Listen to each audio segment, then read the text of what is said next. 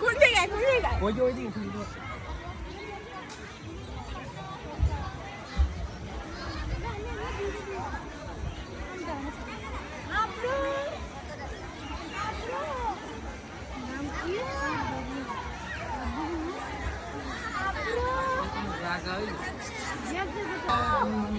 নাস্তা করে নিন।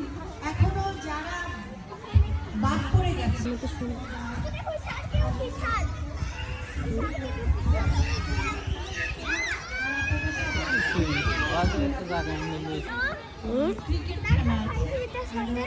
কি আবার টাকা খেয়েছ?